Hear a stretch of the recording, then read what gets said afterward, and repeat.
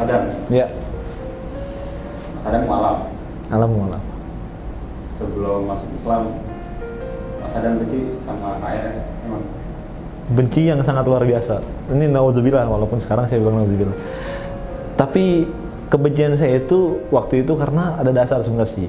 Waktu itu ada dasar saya adalah ketika melihat seorang ulama begitu kan ya, memanfaatkan banyak orang waktu itu untuk mengendalikan syahwatnya pribadi. Itu pandangan saya dulu waktu itu, Mas. Nah, saya melihat ini sesuatu yang nggak beres karena Islam itu nggak pernah ngajarin seperti itu, nggak pernah ngajarin mengendalikan banyak orang dengan satu orang gitu kan. Harusnya mengendalikan orang dengan satu Islam, baru saya berpendapat. Itu yang pandangan saya seperti dulu. Gitu. Pada waktu sudah masuk Islam atau belum? Belum, Mas. Masuk Islam tapi masih berantakan Islam. Tapi sudah masuk Islam, tapi tetap masih benci sama KRS. Masih.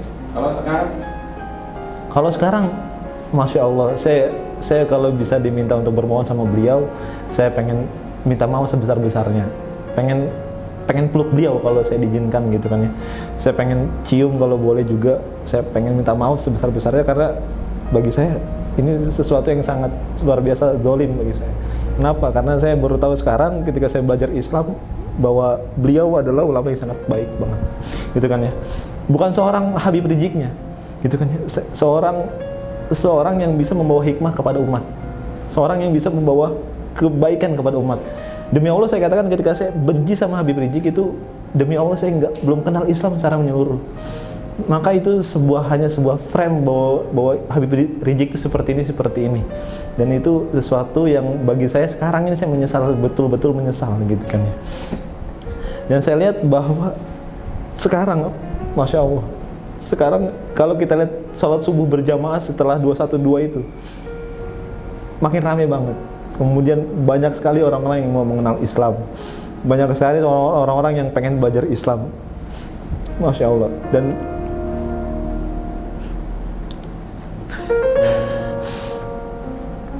Dan banyak sekali orang yang berjuang untuk berkontribusi dalam Islam. Dan ini menurut saya sesuatu yang luar biasa, sesuatu yang di luar dugaan, sesuatu yang bahkan Masya Allah dahsyat luar biasa. Dan sekali lagi saya mau memohon maaf kepada Habib Rizik Syihab.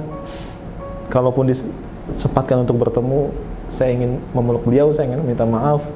Saya sekarang sadar bahwa beliau adalah membawa perubahan untuk umat, insya Allah untuk kedepannya. Saya mencintai beliau karena Allah Subhanahu wa Ta'ala. Hal apa sih yang membuat antum itu merasa menyesal banget gitu ya, membenci Habib Rizik? Maksudnya menghinakan, memfitnah, atau mengolok-olok beliau kan? Sehingga antum itu sangat menyesal. Ya, misalnya dalam arti saya banyak sekali fitnah kepada beliau. Saya banyak sekali justifikasi kepada beliau gitu kan ya. Banyak sekali hal-hal yang saya tuduhkan kepada beliau gitu. Salah satunya adalah yang paling saya sosorkan adalah ketika saya bilang mana ada ulama bisa naik mobil mewah seperti itu dan seterusnya, mana ada ulama seperti itu, mana ada ulama begini-begini dan seterusnya, mana ada ulama yang punya kedudukan yang sangat luar biasa gitu kan ya. Harusnya ulama itu kerjanya tuh di rumah gitu kan ya, menasehati dan seterusnya. Nggak begitu, nggak frontal begitu, nggak merusak jalanan, nggak mengganggu kenyamanan orang lain. Itu fitnah-fitnah yang saya tuduhkan kepada beliau ketika saya masih membenci beliau gitu, Mas.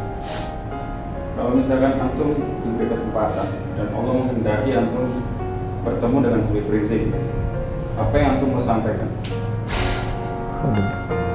Saya pertama bersyukur sama Allah dan saya akan pasti bersalawat kepada Rasulullah SAW.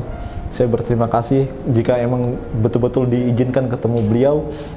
Saya akan cium tangannya, saya akan peluk badannya, saya akan memberikan suatu pesan kepada beliau.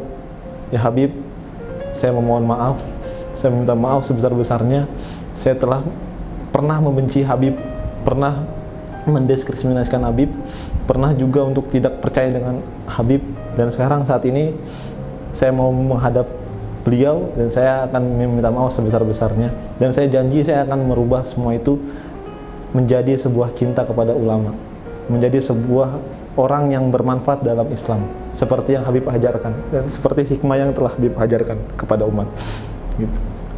Harapan antum dengan kedatangan Habib Rizik ke Indonesia, maksudnya pulang dari Mekah, Apa sih yang antum harapkan dari sosok Habib Rizik untuk persatuan umat Islam di Indonesia? Harapan besar saya Habib Rizik bisa mempersatukan umat untuk meniti satu tujuan, yaitu adalah perubahan peradaban. Karena saya melihat bahwa beliau ini pengaruhnya sangat besar, terkhusus kepada Indonesia yang kita cintai sama ini. Dan saya berharap sekali ketika Habib Rizik ini datang lagi ke Indonesia, umat semakin bersatu, umat semakin teguh, umat semakin menemukan jati dirinya sebagai muslim, bahwa dia punya sosok pelopor yang sangat luar biasa, dan kita punya kewajiban untuk memenuhi itu semua, dan kita punya tujuan yang harus sama dengan Habib Rizik Syihab gitu kan ya.